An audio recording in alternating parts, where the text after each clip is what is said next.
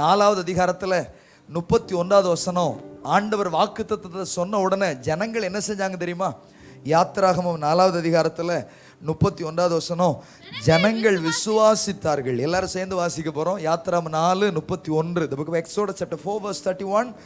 ஜனங்கள் விசுவாசித்தார்கள், கர்த்தர் இஸ்ரவேல் புத்திரரை சந்தித்தார் என்றும் அவர்கள் படும் உபத்திரவங்களை கண்ணோக்கி பார்த்தார் என்றும் கேட்டபோது தலைகுனிந்து என்ன செய்தார்களா? தொழுது கொண்டார்கள். சத்தமா அல்லேலூயா சொல்லுமா? ஆமா, இந்த வருஷத்துல இது மட்டும்தான் நம்ம செய்ய போறோம். நாம் அவரை விசுவாசிக்க போகிறோம். கர்த்தர் நம்மை சந்தித்தார், நம்முடைய உபத்திரவங்களை கண்ணோக்கி பார்த்தார் என்று கேட்ட பொழுது தலைகுனிந்து கர்த்தரை என்ன செய்ய போகிறோம்? ஆமா, நமக்கு இந்த வருஷத்துல 2 வேலை தான். நமக்கு வேலை ரொம்ப குறைவு. கர்த்தருக்கு ஸ்தோத்திரம். வீட்டில் இருக்கிற சகோதரிமார்களுக்கு ஒரே வேலை, நிறைய வேலை. ஆனால் இந்த வருஷத்தில் ஆண்டவர் உங்கள் வேலையெல்லாம் குறைக்கிறார். ஆமாம், விசுவாசிங்க, கர்த்தரை தொழுது கொள்ளுங்க. ஒரு ஆமீன் சொல்லுங்களேன். சத்தமர் அல்லேலூயா சொல்லாமா? ஆமாம், அவர் உங்கள் மேலே கண்ணோக்கமாக இருக்கிறார். நீங்கள் பலுகவும் பெருகவும் செய்வார். அவருடைய உடன்படிக்கை உங்கள் மேலே என்ன செய்வார்? திடப்படுத்துவார். இதை நீங்கள் விசுவாசிங்க. இந்த வேத வசனத்தை விசுவாசித்து கர்த்தர் கண்ணோக்கமாக இருக்கிறார் என்று சொல்லி நீங்கள் கர்த்தரை தொழுது கொள்ளுங்க. சரி, வழக்கமாக நம்முடைய ஆலய ஆராதனைகளிலும் நம்முடைய பிரசங்கங்களிலும் தேவன் மாறாதவராக இருக்கிறார் என்கிறதுல எந்த மாற்று கருத்துமே இல்லை. அவர் மாறாதவர். அவர் கண்ணோக்கமாக இருக்கிறார், கண்ணோக்கமாக இருக்க போகிறார். இஸ்ரவேலை காக்கிறவர். ஆமென். அவர் உறங்குவதும் இல்லை. அவர் நேற்றும் இன்றும் என்றுமே என்ன செய்ய போறதில்லை? மாறாதவர். எத்தனை பேர் அப்படி விசுவாசிக்கிறீங்க? ஹல்லேலூயா. ஆமென். ஆனால் மாறாத தேவன் மாறும் மனிதர்கள். அவர் மாறாதவர், ஆனால் நாம் மாறக்கூடியவர்கள். அதனால இந்த காலை வேளையில தேவனுடைய உடன்படிக்கை மாறாதது. அதனால அதுல எனக்கு எந்த சந்தேகமே கிடையாது. ஆண்டவருடைய உடன்படிக்கை எப்போதுமே மாறாதது. அதுல எனக்கு எந்த மாற்று கருத்தும் கிடையாது. ஆனால் பல நேரத்தில் நம்முடைய உடன்படிக்கைகள் பல நேரத்தில் மாறிக்கொண்டே இருக்கிறது இல்லையா? இந்த வருஷத்தில் தீர்க்கமான சில தீர்மானங்களை நம்ம எடுக்க போகிறோம். அதை உங்களுக்கு வேத வசனத்தின் அடிப்படையில் நான் உங்களுக்கு சில வசனங்களை காண்பிக்க போகிறேன். உறுதியான சில உடன்படிக்கைகளை இந்த ஆண்டில் எடுக்க போகிறோம். தீர்க்கதரிசி நெகேமியாவின் புத்தகத்துக்கு வாருங்கள். வசனம் 9. தீர்க்கதரிசி நெகேமியாவின் புத்தகம் 9வது அதிகாரம். தீர்க்கதரிசி நெகேமியாவின் புத்தகம் 9வது அதிகாரத்தில் 38வது வசனத்தை வாசிங்க.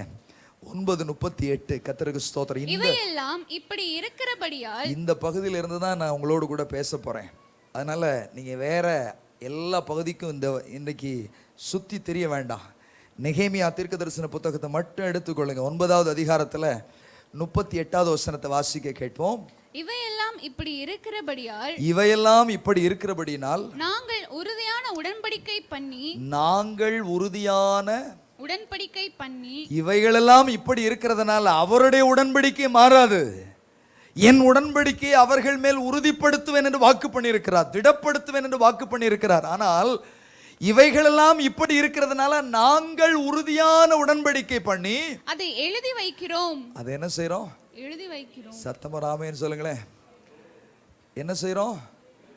ஆமா, அநேகருக்கு இந்த ஜனவரியில் 1ஆம் தேதியில மட்டும்தான் ஒரு எழுதுற பழக்கம். அதுக்கப்புறம் அந்த பழக்கம் எங்கே தான் போகுதோ, அவங்க எழுதி வைக்கிற டைரி எங்கே தான் போகுமோ தெரில. அடுத்த ஜனவரிக்கு தான் திரும்ப கொண்டு வர்றாங்க. கர்த்தருக்கு ஸ்தோத்திரம். அல்லேலூயா சொல்லுவோமா? ஆனால் தீர்க்கதரிசி நெகேமியாவின் புத்தகத்தில் இருக்கிறது, நாங்கள் ஒரு உறுதியான உடன்படிக்கை செய்வோம். அந்த உடன்படிக்கை என்ன செய்வோம்? எழுதி வைக்கிறோம். என்ன செய்யணும்? ஆமாம், இன்னிலிருந்து எழுதுகிற ஒரு பழக்கம் உங்கள் வாழ்க்கையில் எப்போதும் வேணும். தேவ பிள்ளைகளுக்கு நிறைய எழுத படிக்க தெரியணும். ராமேன்னு சொல்லுங்களேன். ஆமாம், நிறைய எழுதுகிற பழக்கம் இருக்கணும். சிலர்லாம் அப்படியே அசையாமல் வசனத்தை என்னமோ கம்ப்யூட்டர் மாதிரி எல்லாத்தையும் கேட்டு அவ்வளோத்தையும் ஒப்பிக்கிற மாதிரி பார்ப்பாங்க. ஆனால் ஒன்றும் மண்டையில் இருக்காது. எல்லாம் தெரிஞ்சது மாதிரி அப்படியே கவனிச்சுட்டே இருப்பாங்க. எனக்கே சில நேரத்தில் அப்பா என்ன மாதிரி கவனிக்கிறாங்க அப்படின்னு சில நேரத்தில் அப்படியெல்லாம் தோணும். ஆனால் ஒன்றும் தலையில் இருக்காது. இந்த நெகேமியா சொல்கிறாரு, நான் தீர்க்கமான திட்டமான சில உறுதியான உடன்படிக்கையை எழுதி, அடுத்து என்ன போட்டிருக்கு? எங்கள் பிரபுக்களும் எங்கள் பிரபுக்களும் எங்கள் லேவியரும் எங்கள் லேவியரும் எங்கள் ஆசாரியரும் அதற்கு முத்திரை போடுவார்கள் என்றார்கள். அதற்கு என்ன போடுவாங்க? சத்தமா சொல்லுங்க, என்ன போடுவாங்க? சரி, அப்போ உறுதியான உடன்படிக்கை, அதை எழுதி என்ன போட்டுறணும்? சத்தமா சொல்லுங்க, என்ன போட்டுறணும்? எழுதி அப்படியே போட்டுறக்கூடாது. எழுத்தின் மேல என்ன போடணும்? சீல் போடணும். கர்த்தருக்கு ஸ்தோத்திரம். முத்திரை அப்படின்னா என்ன? சீல். உங்கள்கிட்ட சீல் இருக்கா? வெறும் 115 ரூபா தான். உங்க பேர் வச்சு ஒரு சீல் ரெடி பண்ணிடலாம். ஆமா, அந்த சீல்லாம் மாறிடும். ஆனா உங்க வாழ்க்கையில் இந்த அதிகாலை வேளையில ஒரு உடன்படிக்கை, ஒரு உறுதியான உடன்படிக்கை, ஒரு உறுதியான தீர்மானம், ஒரு நிலையான உடன்படிக்கை. பரிசுத்த ஆவியானவரே, நீங்க எனக்கு சொல்லியிருக்கிறீங்க உங்க உடன்படிக்கையை உறுதிப்படுத்துவேன்னு சொல்லியிருக்கிறீங்க. ஆனா என்னுடைய வாழ்க்கையில பல நேரத்துல உம்மோடு செய்த உடன்படிக்கையில உறுதி இல்லாத நிலையில நிறைய நேரத்துல உடன்படிக்கையை மறந்தவனாக, எழுதக்கூடாதவனாக, எழுதி வைக்காதவனாக பல நேரத்துல நான் மாறிவிட்டேன். இங்க என்ன எழுதப்பட்டிருக்குது? ஆசாரியர்கள், ராஜாக்கள் எல்லாரும் என்ன வச்சாங்களா? சரி, இந்த சம்பவத்தினுடைய பின்னணியத்தை உங்களுக்கு விளக்கணும்னா கொஞ்சம் விளங்கும்னு நான் நினைக்கிறேன். இஸ்ரவேல் மக்கள் பாபிலோனிய அடிமைத்தனத்துக்கு போயிட்டு திரும்ப எருசலேமுக்கு வருகிறார்கள். அப்படி எருசலேமுக்கு வரும் பொழுது பட்டணமெல்லாம் தீக்கிரையானது. முழு பட்டணமும் அழிந்து ஒன்றுமில்லாமல் சிதறி போயிருக்கிறது.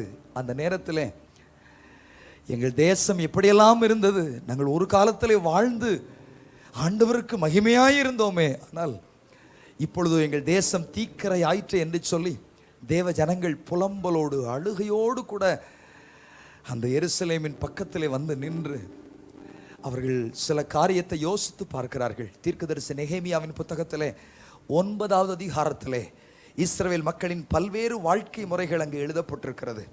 நெகேமியா தீர்க்கதரிசன புத்தகம் 9வது அதிகாரத்தினுடைய, கர்த்தருக்கு ஸ்தோத்திரம், 9வது வசனத்தை வாசியுங்கள். 9:9 எகிப்திலே எங்கள் பிதாக்கள் அனுபவித்த சிறுமையை நீர் கண்டீர், சிவந்த சமுத்திரத்திலே அவர்கள் கூப்பிடுதலை கேட்டீர். பார்வோனிடத்திலும் அவருடைய எல்லா ஊழியரிடத்திலும் அவருடைய தேசத்தின் சகல ஜனத்தினிடத்திலும் அடையாளங்களையும் அற்புதங்களையும் செய்தீர்.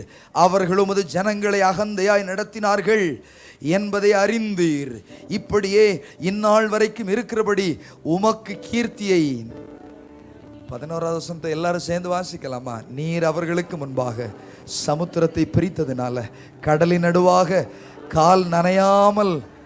ஆமா, அந்த வார்த்தை எனக்கு ரொம்ப பிடிச்சது. கடலின் நடுவாக. எல்லாரும் சொல்லுங்க, கடலின் நடுவாக. மழை வந்தா நம்ம ரோட்ல அந்த தண்ணி அப்படி தாண்டறதே எவ்வளவு கஷ்டமா இருக்குது இல்லையா? என்ன, கர்த்தருக்கு ஸ்தோத்திரம். இந்த வருஷத்துல நம்ம சபை ஆலயத்தினுடைய ரோடெல்லாம் போடணும். ஒரு ஆமேன்னு சொல்லுங்களேன். ஏன்னா நம்ம மக்கள் தாண்டி தாண்டி வர்றாங்க. முந்திக்கு இப்போ எவ்வளவோ பரவாயில்ல, முன்னால விழுந்து விழுந்து வந்தோம், இப்போ தாண்டி தாண்டி வர்றோம். அடுத்து நாம் ராஜாக்களை போல நடந்து வரப்போகிறோம். ஹல்லேலூயா. ஆமாம், ஆரம்ப காலத்தில் சில வலிக்கு விழுந்தவங்கலாம் சிரிக்கிறீங்க. யாருக்கும் தெரியாமல் எங்களை தான் சொல்கிறார். தேவன் நம்முடைய நடைகளை அறிந்திருக்கிறார். ஆனால் இந்த வசனம் சொல்லுது, அவர் தம்முடைய ஜனங்களை கடலின் நடுவாக, ஆமா, கால் நனையாமல் என்ன செய்தார்கள். எவ்வளவு நல்ல ஆண்டவர்னு பாருங்கல்ல. அடுத்த வசனம் கீழே அப்படியே வாசிங்க. வலுவான தண்ணீர்களில் கல்லை போடுகிறது போல.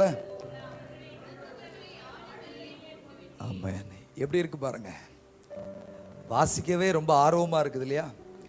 பைபிள்ல சில விஷயங்களை வாசிக்கவே கடலின் நடுவே கால் நனையாமல், அப்புறம் வலுவான தண்ணீரிலே யார சொல்றாங்க? எகிப்தியர்களை ஆண்டவர் எப்படி போட்டாராம்? இந்த கல்லு தண்ணி மேல விழுந்தா சத்தமே இல்லாம உள்ள போய் மூழ்கிரும் பாருங்க. ஆக்ரோஷமாய் வருகிற அந்த கல், அதை தூக்கி கடலின் நடுவே தண்ணிக்குள்ள போட்டீங்கன்னா அது அமைதலாய் மூழ்குவது போல கால் நனையாமல் நடத்தினீர். கல்லை போல எதிரிகளை என்ன செய்தீர்? மூழ்கடித்தீர். இந்த வருஷத்துல தேவனோடு நடக்கிறவர்கள் கால் நனையாமல் நடக்க கர்த்தர் உதவி செய்வாராக.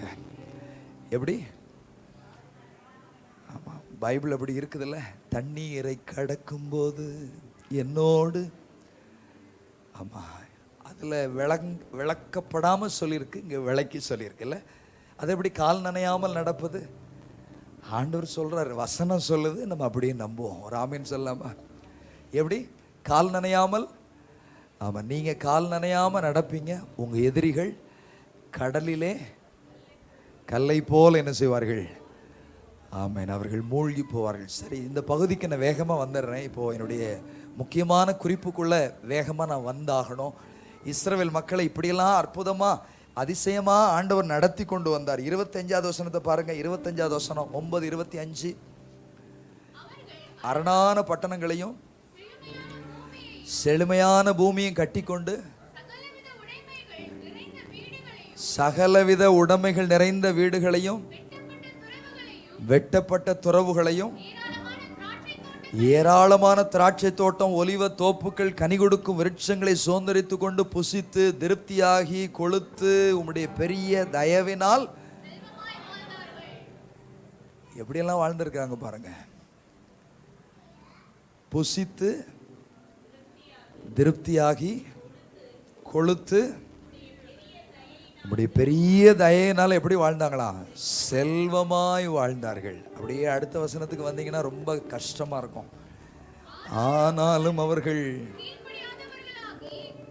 சரி, ஆனாலும் அவர்கள் ஆண்டவர் அவங்கள ரொம்ப நேசித்தார். அவங்க கீழ்ப்படியாதவர்களாய் மாறி போனார்கள். அவங்களுக்கு கீழ்ப்படிதல் இல்லை, அதனால தேவன் அவளை சத்ருவின் கையில் ஒப்பு கொடுத்தார். நெகேமியா 9வது அதிகாரத்தை உங்கள் வீட்டில் போய் நீங்கள் வாசிக்கோங்க. அதனால் அவங்களுக்கு என்னெல்லாம் நடந்துச்சா? 36வது வசனம், இதோ இன்றைய தினம் இதோ பலனையும் நன்மையும் அனுபவிக்கும்படி நீர் எங்கள் பிதாக்களுக்கு கொடுத்த இந்த தேசத்தில். ஆமாம், நாங்கள் எப்படி இருக்கிறோம்? அடுத்த வசனத்தை பாருங்க. அதன் வருமானம் நீர் எங்கள் மேல் வைத்த ராஜாக்களுக்கு. கொஞ்சம் நில்லுங்க, திரும்ப வாசிங்க அந்த வசனத்தை. அதன் வருமானம் எங்கள் பாவங்கள் நிமித்தம் எங்கள் மேல் வைத்த ராஜாக்களுக்கு. ஆமென். எங்க வருமானம்லாம் எங்க மேல இருக்கிற ராஜாக்களுக்கு என்ன செய்கிறது? திரளாய் போகிறது. அவர்கள் தங்களுக்கு இஷ்டமானபடியே எங்கள் சரீரங்களையும் எங்கள் மிருக ஜீவன்களையும் ஆளுகிறார்கள். நாங்கள் மகா இக்கட்டில் என்ன செய்து விட்டோம்? அகப்பட்டு விட்டோம். எனக்கு அருமையான கர்த்தருடைய பிள்ளைகளே, செல்வ செழிப்பாய் வாழ்ந்தவர்கள், ஒரு காலத்தில் ஓகோடு மேன்மையாய் வாழ்ந்த இஸ்ரவேல் மக்கள் தங்கள் கீழ்ப்படியாததுனால, தேவனை விட்டு தூரம் போனதுனால, அவர்கள் மேலே இருக்கிற ராஜாக்கள் அவள் அதிகாரம் செலுத்தி அவங்க வருமானங்கள் எல்லாம் அழித்து அவர்களை ஒன்றுமில்லாமல் நிர்மூலம் பண்ணினார்கள். இப்படி இருக்கும்போது தான் அவங்க எல்லாரும் கூடி இருந்து ஒரு தீர்மானம் செய்கிறாங்க. இதுக்கு என்ன காரணமாக இருக்கும்? என்ன ரீசன், என்ன காரணமாக இருக்கும்? எதனாலெல்லாம் எங்கள் பிதாக்கள் இப்படி பாவம் செய்து, என்னென்ன காரணங்கள் நிமித்தமாக அவர்கள் இந்த இந்த பயங்கரமான பாதையினூடாக கடந்து, இதெல்லாம் உட்காந்து அவங்க ஆராய்ச்சி செய்தார்கள். அதைத்தான் அவங்க எழுதினாங்க. சும்மா ஏதோ 2-3 கதை எழுதிட்டுலாம் போல. நம்ம கடைசி அந்த வசனத்தில் வாசித்தோமே, அதைத்தான் அவர்கள் எழுதினார்கள். 38 இவையெல்லாம் இப்படி இருக்கிறபடியால், இவையெல்லாம் இப்படி இருக்கிறதுனால நாங்கள் என்ன செய்து விட்டோம்? சரி, இதிலிருந்து நமக்கு ஒன்று தெரியுது. அவர்கள் இந்த நம்முடைய முற்பிதாக்கள் செய்த பாவங்கள், முற்பிதாக்கள் செய்த அக்கிரமங்களை அவர்கள் கொஞ்சம் யோசித்து ஆராய்ந்து சோதித்து அறிந்து, எதன் நிமித்தமாய் அவர்கள் விழுந்தார்கள், எதன் நிமித்தமாய் அவர்களுக்கு விழுகை வந்தது என்பதையெல்லாம் சோதித்து ஆராய்ந்து அறிந்து ஒரு உறுதியான உடன்படிக்கை செய்தோம். என்ன செய்தோம்? அந்த காலை வேளையிலே அதை நான் கொஞ்சம் உங்களுக்கு விளக்க போகிறேன். அவங்கெல்லாம் உட்கார்ந்து சில விஷயத்தை ஆராய்ந்து பார்த்தார்கள். இந்த அதிகாலை வேளையில் தேவன் உடன்படிக்கை செய்ய வல்லவர், அவர் உடன்படிக்கையில் உண்மையுள்ளவர். ஆனால் நம்முடைய உடன்படிக்கையில் நாம் எப்படி இருக்கிறோம்? அதுதான் நம்முடைய கேள்வி. என்னுடைய உடன்படிக்கையில் நான் எதிலே தவறி இருக்கிறேன்? இந்த விஷயத்தில் நான் தவறினபடியினால் தான் எனக்கு ஜெயம் இல்லையோ? இந்த விஷயத்தில் நான் தேவனுக்கு பிரியமில்லாமல் வாழ்ந்ததுனால தான் என் வாழ்க்கையில் மேன்மை இல்லையோ? அவங்க இதெல்லாம் உட்கார்ந்து ஆராய்ச்சி செய்து சோதித்தறிந்து ஒரு உறுதியான உடன்படிக்கை செய்து, அதை உடன்படிக்கை செய்ததோடல்ல, அதை என்ன செய்தார்களா? வாசிங்க இந்த வசனத்தை. இவையெல்லாம் இப்படி இருக்கிறதுபடியால் உறுதியான உடன்படிக்கை பண்ணி அதை என்ன செய்கிறோம்? சரி, அது எங்கள் பிரபுக்கள், எங்கள் ஆசாரியர்கள் அதற்கு சரி. 10வது வசனம், யாரெல்லாம் முத்திரை போட்டார்கள்னு ஒரு பெரிய பட்டியல் இருக்குது. 10வது வசனத்தில் யாரெல்லாம் முத்திரை போட்டார்கள் அப்படின்னு இருக்குது. சரி, அதை விட்டுருவோம், அந்த சாப்டரை விட்டுருவோம். இப்போ இவங்க அனலைஸ் பண்ணி எதெல்லாம் கண்டுபிடிச்சாங்க, இவர்கள் என்ன தவறு இருக்கிறது என்பதை கண்டுபிடித்தார்கள். ஒரு 4 அல்லது 5 காரியத்தை சொல்லி நான் வேகமாக முடிச்சிடறேன். ஒருவேளை நான் சொல்கிற சில விஷயங்கள் உங்களை கொஞ்சம் காயப்படுத்தலாம். அதனால் அதுக்கு முன்னாலே நான் உங்களை மன்னிப்பு கேட்டுக்கிறேன். ஆண்டவர் என்னோட என்ன சொன்னாரோ அதை சொல்லிட்டு போக வேண்டியது என்னுடைய எனக்கு தேவன் கொடுத்த பொறுப்பு. அவர்கள் எதில் தவறுனாங்க, நாமளும் அந்த விஷயத்தில் தவறி இருக்கிறோமா கொஞ்சம் யோசித்து பார்த்து நான் இந்த ஆராதனை நிறைவு செய்ய போகிறேன். 10வது அதிகாரத்தில் 29வது வசனத்தில் அவர்கள் செய்த முதல் தவறை அவங்க கண்டுபிடிச்சாங்க.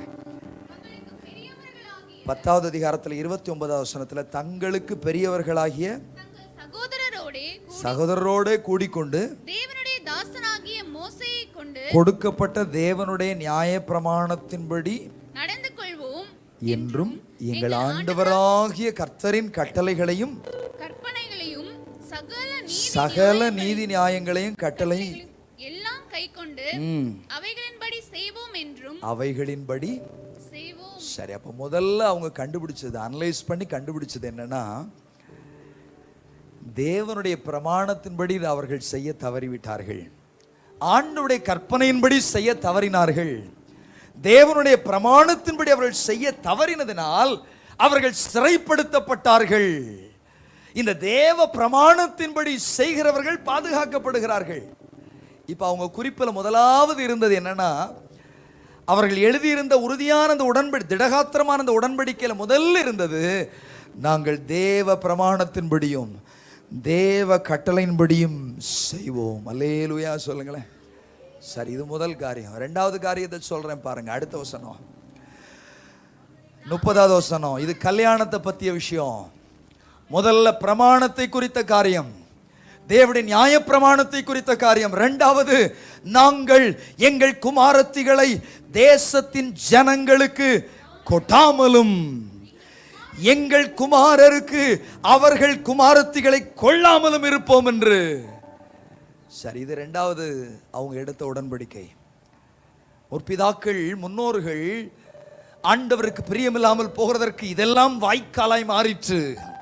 அவர்கள் தங்கள் பிள்ளைகளை அந்நிய தெய்வத்தை வணங்குகிற அந்த ஜனங்களுக்கு தங்கள் பெண்களை கொடுத்தார்கள், தங்கள் குமாரரை அவளுக்கு பெண் கொடுத்தார்கள். ஆகவே அவர்கள் குறிப்பிலே 2வதாக இதை திடமான உறுதியான அஸ்திபாரமாக இதை எழுதினார்கள். முதலாவது என்ன எழுதினார்கள்? தேவனுடைய நியாய பிரமாணத்தை கை கொள்வோம் என்று எழுதினார்கள். 2வது, எங்கள் குமாரரை எங்கள் குமாரத்துகளை அந்நிய ஜனங்களுக்கு நாங்கள் என்ன செய்வதில்லை. சரி, எல்லாம் மொத்தமா சொல்லிட்டு அடுத்து கடைசியில் திரும்ப வர்றேன். சரியா? அடுத்து 3வது, தேசத்தின் ஜனங்கள் ஓய்வு நாளிலே, இது பரிசுத்த நாளை குறித்த உடன்படிக்கை. முதலாவது தேவனுடைய கற்பனைகளை குறித்த உடன்படிக்கை, 2வது கல்யாண காரியத்தை குறித்த உடன்படிக்கை, 3வது பரிசுத்த ஓய்வு நாளை குறித்த உடன்படிக்கை. வாசிங்க இந்த வசனத்தை. தேசத்தின் ஜனங்கள் ஓய்வு நாளிலே சரக்குகளையும் எந்தவித தானிய தவசத்தையும் விற்கிறதற்கு கொண்டு வந்தால் நாங்கள் அதை ஓய்வு நாளிலும் பரிசுத்த நாளிலும் அவர்கள் கையில என்ன செய்ய மாட்டோம். கரங்களை தட்டி ஆண்டவருக்கு ஒரு மகிமை செலுத்துவோம். திடகாத்திரமான 3 உடன்படிக்கை, மொத்தம் 5 இருக்குது. முதல்ல தேவனுடைய கற்பனையின்படி நடப்போம். 2வது கல்யாண காரியத்தில் அந்நிய ஜனங்களோடு நாங்கள் என்ன செய்ய மாட்டோம். ஆமாம். 3வது ஓய்வு நாள் என்ன செய்வோம், பரிசுத்தமாய். 4வது 32 இருந்து வாசிங்க. எங்கள் தேவனுடைய ஆலயத்தின் ஆராதனைக்காகவும் நித்திய போஜன பலிக்கும் மாத பிறப்புகளிலும் பண்டிகைகளுக்கும் பிரதிஷ்டையான பொருள்களுக்கும் பாவ நிவர்த்தி உண்டாகும் பலிகளுக்கும் எங்கள் தேவனுடைய ஆலயத்தின் சகல, எல்லாரும் சொல்லுங்க, எங்கள் தேவனுடைய ஆலயத்தின் சகல வருஷந்தோறும் நாங்கள் சேக்கலில் 1/3 கொடுப்போம் என்று. அதை எப்படி ஏற்றுக்கொண்டோம்? அது எப்படி ஏற்றுக்கொண்டோம்? இதை கடனாக நாங்கள் என்ன செய்து விட்டோம்? சரி, அப்போ முதல்ல கற்பனைகளுக்கு அடுத்த காரியம், ரெண்டாவது கல்யாணத்துக்கு அடுத்த காரியம், மூணாவது ஓய்வு நாளுக்கு அடுத்த காரியம், நாலாவது தேவாலய பணிகள், தேவாலய வேலைகள், தேவாலய உக்ரானத்துவங்கள், தேவாலய பொறுப்புகள், இவைகளுக்கு அடுத்த காரியங்கள். சரி, அடுத்து கடைசி ஒன்றை சொல்லிட்டு நான் திரும்ப இருந்து வரிசையா வந்து அப்படியே நம்ம நிறைவு செஞ்சிருவோம். 35:10-35 வருஷந்தோறும் எங்கள் தேவனுடைய ஆலயத்துக்கு எங்கள் தேசத்து முதல் பலன், சகலவித விருட்சங்கள், எல்லா முதற் கனிகளையும் கொண்டு வரவும் நியாய பிரமாணங்கள் எழுதியிருக்கிறபடி கவனிங்கள், எங்கள் குமாரரில் முதற் பேரு ஆடு மாடுகளாகிய மிருக ஜீவன்கள் தலையீற்றுக்களையும் எங்கள் தேவனுடைய ஆலயத்துக்கும் எங்கள் தேவனுடைய ஆலயத்தில் ஊழியம் செய்கிற ஆசாரியரிடத்திற்கும் கொண்டு வரவும் நாங்கள் எங்கள் பிசைந்த மாவில் முதற் பாகத்தையும் படைப்புகளையும் முந்தின பலனாகிய திராட்சை பழரசத்தையும் எண்ணெயையும் எங்கள் தேவனுடைய ஆலயத்தின் அறைகளில் வைக்கும்படி ஆசாரியரிடத்திற்கும் எங்கள் நிலத்தின் பயிர்கள் தசமபாகங்கள் லேவியரிடத்திற்கும் கொண்டு போதும். ஐந்தாவது தசமபாகங்களையும் காணிக்கைகளையும் குறித்து அவர்கள் பேசுகிறார்கள். முதல்ல தேவனுடைய கற்பனைகள், நீதி நியாயங்கள், ரெண்டாவது கல்யாண காரியங்கள், மூன்றாவது ஓய்வு நாளுக்கு அடுத்த காரியங்கள், நாலாவது தேவாலயத்தின் பணிவிடைகள் வேலைகள், ஆறாவது தசம பாகங்கள் காணிக்கைகள். சரி, இப்போ இதெல்லாம் திட்டமான உடன்படிக்கையாக எழுதி என்ன செய்து இதைத்தான் வாசித்தோம். 9 கடைசி வசனத்தில் திட்டமான உடன்படிக்கையாக எழுதி எங்கள் லேவியரும் பிரபுக்களும் ஆசாரியர்களும் என்ன செய்தார்களா? ஆமென். அதற்கு என்ன செய்தார்கள்? சரி, இந்த ஆண்டில் தேவன் நமக்கு வாக்கு பண்ணியிருக்கிறார், என் உடன்படிக்கையை திடப்படுத்துவேன். அவருடைய உடன்படிக்கையை தேவன் திடப்படுத்துவார். ஆனால் நம்முடைய உடன்படிக்கையை நாம் என்ன செய்ய போகிறோம்? இஸ்ரவேல் மக்கள் இந்த இடத்துல எல்லாம் தவறுனதுனால தான் அவர்கள் விழுந்து போனார்கள். எந்தெந்த இடத்துலன்னு சொல்லி கொஞ்சம் உங்களுக்கு விளக்கி நான் வேகமாக முடிச்சிருவேன். ரொம்ப நேரம் இழுக்க மாட்டேன், ஏன்னா உங்களுக்கு இப்போவே தூக்கம் வர ஆரம்பிச்சு